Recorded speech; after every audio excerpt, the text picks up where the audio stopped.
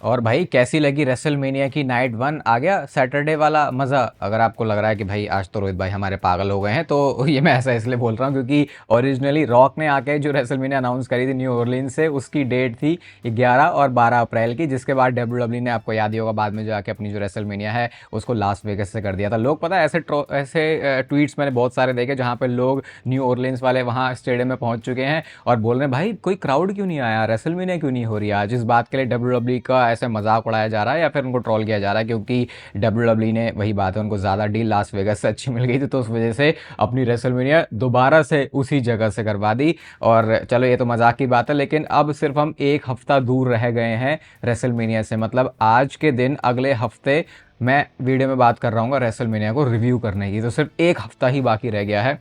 कैसी फीलिंग आ रही है आपको रेसलमेनिया की हाइप को लेकर? और मेंबरशिप वाले कंटेंट में एक बड़ी ज़बरदस्त वीडियो आने वाली, तो उसके लिए स्टे ट्यून्ड। और वेलकम है आपका वॉइस ऑफ रेसलिंग के एपिसोड नंबर 873 में। और कल के स्मैकडाउन में डब्ल्यू ने वो जो चीज़ें करी, जिसके बाद उनको बहुत ज़्यादा क्रिटिसिज्म, तो बहुत छोटा वर्ड हो गया है, बैकलैश, आउटरेज, आपको जो भी बोलना है वो आप बोल सकते हो। बैकलैश, अभी ध्यान रखना इसके बारे में मेरे को कुछ बताना है। तो इस समय जो डिसलाइक्स हैं, 700 के व्यूज़ हैं इस पर यूट्यूब पे, वही फुल सेगमेंट जो डब्ल्यू ने पोस्ट किया है, और 73,000 इसके ऊपर ऑलरेडी डिसलाइक्स हो चुके हैं और लाइक्स 20,000 भी पार नहीं हुए। तो लोगों को बिल्कुल भी ये स्टोरी पसंद नहीं आ रही। लोगों को ऐसा लग रहा था कि लास्ट वीक जो डब्ल्यू ने स्मैकडाउन में किया, इस हफ्ते वो कुछ ऐसा करेंगे जिससे स्मैकडाउन इंप्रूव हो जाएगी, लेकिन डब्ल्यू ने वैसा कुछ भी नहीं किया। और बैकलैश के बारे में मैंने आपको जो बताया भाई, तो रेसलमेनिया के बाद का प्लान ऑलरेडी सामने आ चुका है और डब्ल्यू एक टैग टीम मैच प्लान कर रही है। And you are absolutely right. अगर आपके दिमाग में वो खतरा घंटी सी बजी, कहीं उस मैच की बात तो नहीं हो रही है, उसी मैच की बात हो रही है, क्योंकि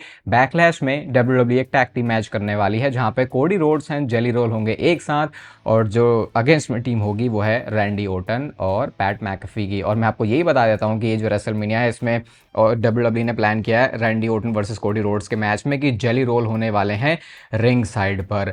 बात समझ के पूरी तरीके से परे है कि Randy Orton versus Cody Rhodes, जिसको लेके इतने टाइम से हम लोग सोच रहे थे, याद है वो टाइम जो हम कहते रहते थे कि भाई रैंडी ओटन तो उस टाइटल को देखते रहता है, कब फ्यूड करेंगे कब फ्यूड करेंगे, और अब जाके डब्ल्यू ने ऐसी हरकतें करी हैं। लेकिन एक बात यहाँ पे माननी पड़ेगी भाई, पैट मैकेफी को डब्ल्यू ने बहुत गलत जगह पे यूज़ किया।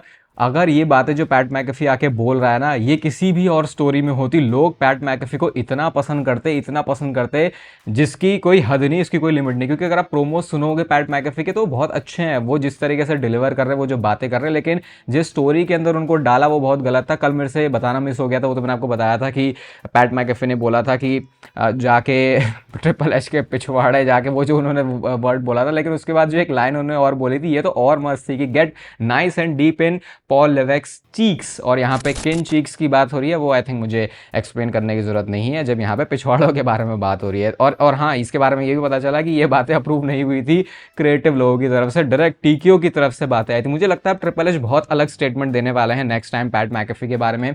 जैसे एक बार उन्होंने बोला था कि ये तो फेस है बहुत सारे लोगों के लिए, लेकिन जिस हिसाब, भले ही वो टीकियो के कहने पर कर रहे हैं पैट मैकेफी, लेकिन वही है, ट्रिपल एच बहुत पावरफुल इस समय पोजीशन पर है, और वो किसी भी ऐसे बंदे से जो कि उसके बारे में थोड़ी सी भी गलत बातें बोल रहा है, उससे दूरियां बनाने की कोशिश ही करेगा, क्योंकि आगे जाके वही सांप पालने वाली बात हो जाती है। तो जिस तरीके से ट्रिपल एच पैट मैकेफी को देखते हैं, चेंज कुछ नहीं हुआ पैट मैकेफी में, लेकिन जिस तरीके से ट्रिपल एच के बारे में बातें बोल दी गई हैं, डब्ल्यू के क्रिएटिव लोगों को क्रिटिसाइज कर दिया गया है, एटीट्यूड एरा को बेटर बता दिया गया है अब के टाइम से, जो कि अभी जो डब्ल्यू में चीज़ें कंट्रोल करते हैं उनको नीचा दिखाना है, तो भाई इसके कॉन्सिक्वेंसेस तो फिर होंगे ही। और मे भी हो सकता है कि कुछ टाइम बाद आपको ऐसा भी हो सकता है, सबसे बड़ा, कि जिस हम पावरफुल बंदे की बात कर रहे हैं ट्रिपल एच की, वो आपको पोजीशन में ही ना देखने को मिले, जिसको हमने पहले भी डिस्कस किया था। मे भी मुझे लगता है रेसलमेनिया के बाद एक मस्त वीडियो और बन सकती है इसके ऊपर, जहाँ पे हम डब्ल्यू में अभी जो अथॉरिटी फिगर हैं वो कैसे रिप्लेस हो सकते हैं और क्या फ्यूचर में हो सकता है, उसके बारे में बात कर सकते हैं। बट फिलहाल तो हमारा सारा फोकस है रेसलमेनिया के ऊपर, भले ही डब्ल्यूडब्ल्यूई का ना हो। तो रेसलमेनिया में मैच होने वाला है यूएस चैंपियनशिप के लिए Sami Zayn versus Trick Williams के बीच में, और डब्ल्यूडब्ल्यूई इस मैच में एक डबल टर्न प्लान कर रही है। जैसा हमने देख लिया कि सैमी ज़ेन को एक तरफा नेगेटिव रिएक्शन मिल रहा है, ट्रिक विलियम्स जो कि हील सुपरस्टार हैं उसे एक बेबी फेस रिएक्शन मिल रहा है, तो डब्ल्यूडब्ल्यूई इस चीज़ के ऊपर कैपिटलाइज करना चाहती है। वैसे मैं सही बताऊं तो मैं ट्रिक विलियम्स के बारे में जैसे कुछ टाइम पहले बातें बोल रहा था कि यार ये बंदे की एक्टिंग मुझे बहुत ओवर एक्टिंग सी लग रही है, लेकिन वही है कि अब जितना उनको और देख रहा हूँ मैं, जिस तरीके से उनकी प्रेजेंटेशन हो रही है, आई थिंक उनके ऊपर वो चीज़ सूट करती है। और मैंने आपको बोला भी था कि अभी ये मुझे देख के लग रहा है, मे बी इसके बारे में ओपिनियन चेंज हो। तो आई थिंक जो ट्रिक विलियम्स कर रहे हैं वो सही है। तो क्या उनका फेस टर्न करना एक सही मूव होगा, वो भी एक डाउट है, क्योंकि ऑलरेडी वो बंदा हील में अगर ऐसे बातें बोल रहा है तो जब वो फेस बनेगा तो डेफिनेटली कुछ चीज़ें तो चेंज होंगी। लेकिन अभी सब कुछ ट्रिक विलियम्स के लिए सही चल रहा है। तो देखो, सैमी ज़ेन को तो बहुत ज़रूरी है कि यहाँ पे जो है वो एक अपना हील टर्न ले। डब्ल्यू वैसे ये भी कर सकती है कि क्या पता सैमी ज़ेन को हील टर्न करवा के वो चैंपियनशिप भी ना हारे एट रेसलमेनिया, और उसके बाद सोचो क्या एक हील कैरेक्टर बन सकता है सैमी ज़ेन का। वैसे सैमी ज़ेन को हील देखना, स्पेशली उनके ब्लड लाइन वाले रन के बाद में, और जिस तरीके से वो एक पैशनेट मोटिवेशनल स्पीकर का काम करते हैं, थोड़ा सा मुश्किल होगा। लेकिन कुछ टाइम पहले आप देखोगे तो नाकामोरा के साथ वो एक हील सुपरस्टार ही थे। तो अब वो टैलेंट के ऊपर बात है, अगर वो अच्छी तरीके से जो उसको कैरेक्टर मिल रहा है उसको प्ले कर पाता है या फिर नहीं। बाकी अगले स्मैकडाउन में भी, जो कि गो होम एडिशन होने वाला है रेसलमेनिया के लिए, डब्ल्यूडब्ल्यू के पास आखिरी मौका अपने मैचेस को हाइप करने का। वहाँ पे Andre the giant memorial battle royal होगी, और उसके साथ साथ ये हमको स्मैकडाउन में ही पता चल गया था वैसे कि रॉ और स्मैकडाउन दोनों ही ब्रांड्स के सुपरस्टार होने वाले हैं, क्योंकि हॉल ऑफ फेम भी वहीं से होता है। तो ऑलरेडी वही है कि सारे लोग वहाँ पे होते ही हैं। अब जब यहाँ पे बात हो रही है रॉ के सुपरस्टार्स की, तो क्या हम ऐसे में बड़े सुपरस्टार्स को भी एक्सपेक्ट कर सकते हैं, लाइक ब्रॉक लेसनर या Roman Reigns? I think CM Punk और ये सारे सुपरस्टार, सेथ रॉलिंस, ये तो अगर रॉ के सुपरस्टार आ रहे हैं तो इन बड़े सुपरस्टार्स को लाने का मतलब तो बनता है। लेकिन ये जो थोड़े प्रीमियम लोग हैं जो बड़ी ज़्यादा छुट्टियों पर रहते हैं, ब्रॉक लेसनर, रोमन रेंज जैसे, इनके बारे में कुछ नहीं कह सकते। तो ये इसीलिए ही हो रहा है ताकि डब्ल्यूडब्ल्यू एक लास्ट टाइम अपनी जो हाइप है रेसलमेनिया के लिए उसको बना सके और जो टिकट्स हैं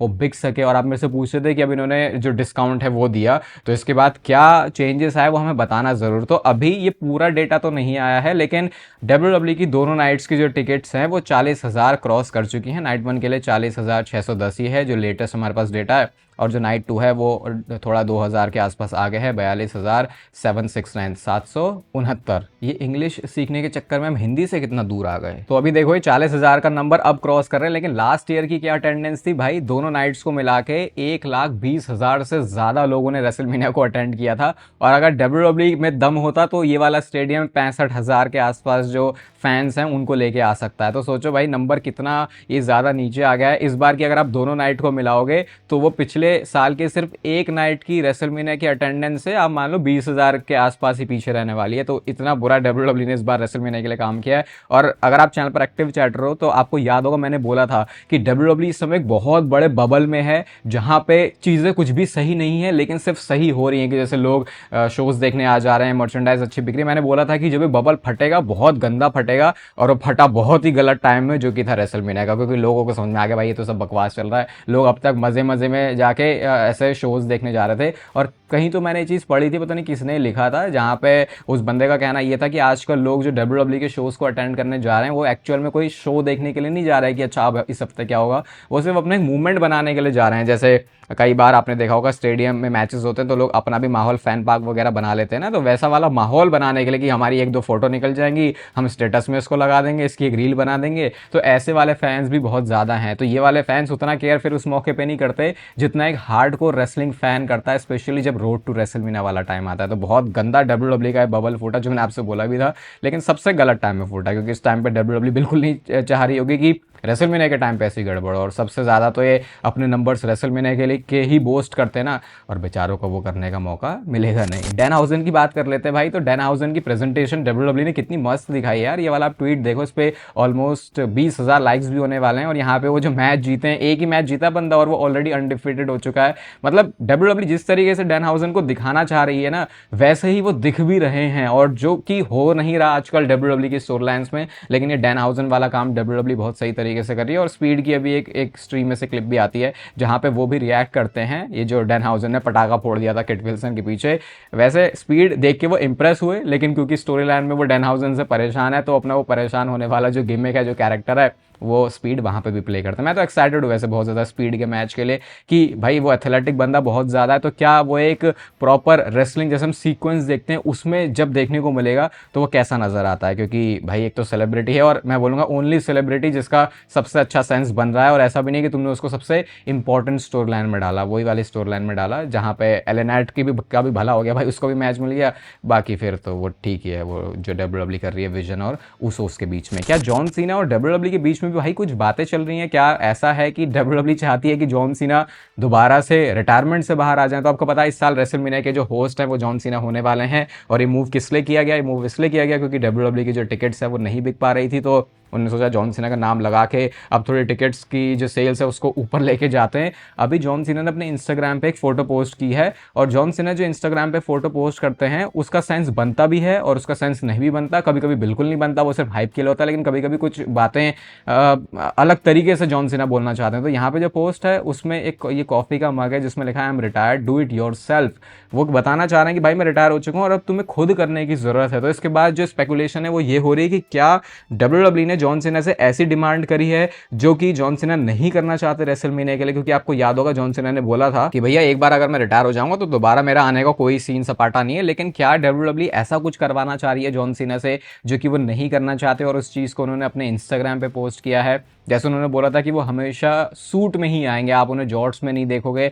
तो क्या WWE कुछ ऐसा फिजिकल होने के लिए जॉन सीना को बोल रही? ऑब्वियसली मैं ये तो नहीं मान रहा कि एक रेसलिंग मैच उनका होगा, वैसे तो इतने गए गुजरे लोग हैं TKO वाले, इन्हें फर्क नहीं पड़ता कि क्या जॉन सीना रिटायर हुआ, क्या उसकी बातों का महत्व है, वो बोलेंगे भाई आके तू लड़ ले। लेकिन जॉन सीना वो काम नहीं करने वाला, क्योंकि मतलब चीज़ें आप पैसों से खरीद सकते हो लेकिन कुछ कुछ चीज़ें नहीं भी खरीद सकते, क्योंकि वहाँ पे जॉन सीना की वो जो पूरा करियर है वो ही एक तरीके से रिटायर होने के बाद ही दोबारा दाव पे लग जाएगा कि इतने साल उसने भाई जो भी उसकी एंडिंग हुई है जॉन सीना की, ठीक है अब हम उससे आगे बढ़ चुके हैं, अच्छी बात है, रिटायर हुआ, हम वो भी भूल चुके हैं उसने टैप आउट किया, वो सारी चीज़ें। लेकिन अगर TKO इस वजह से फोर्स करती है जॉन सीना को तो शायद मामला काफ़ी अलग हो सकता है। लेट्स सी वो क्या बात है। और वही है कि हमको आजकल चीज़ें डर्ट शीट से बहुत ज़्यादा पता चल जा रही है, उसके बाद फिर वो स्टोरी लाइन में भी दिखती हैं, तो समझ में आता है कि ओह वो जो बात रिपोर्ट हुई थी उसका क्या मतलब था। ड्रू मैकिंटायर स्मैकडाउन में जो हमने रिसेंट एपिसोड देखा वो जेकब फार्टो के होम टाउन से था। और एक बात मुझे यहाँ पे बोलनी है, ये जो ड्रू मैकिंटायर है वो वहाँ के जो लोग हैं उनके साथ बहुत अच्छी तरीके से इंटरेक्ट कर रहे हैं। इवन आपको देख के ऐसा लगेगा कि ड्रू मैकिंटायर